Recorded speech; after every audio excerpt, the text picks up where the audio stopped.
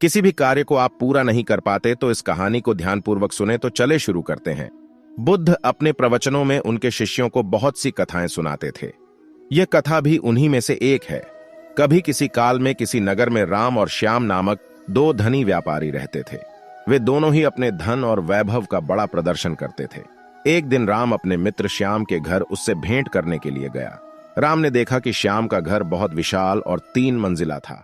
2500 साल पहले 3 मंजिला घर होना बड़ी बात थी और उसे बनाने के लिए बहुत धन और कुशल वास्तुकार की आवश्यकता होती थी। राम ने यह भी देखा कि नगर में सभी निवासी श्याम के घर को बड़े विस्मय से देखते थे और उसकी बहुत बड़ाई करते थे। अपने घर वापसी पर राम बहुत उदास था कि श्याम के घर ने सभी का ध्यान खींच लिया था।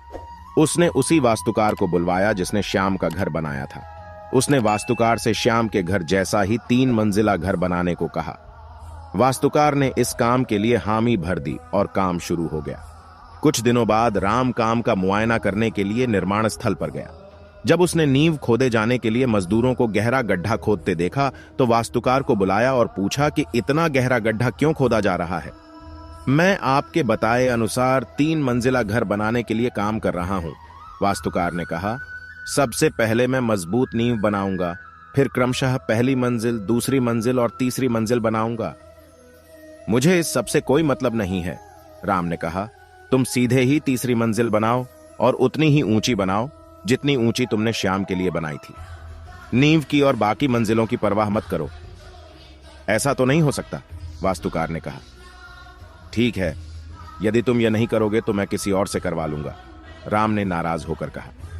उस नगर में कोई भी वास्तुकार नींव के बिना वह घर नहीं बना सकता था। फलतः वह घर कभी न बन पाया।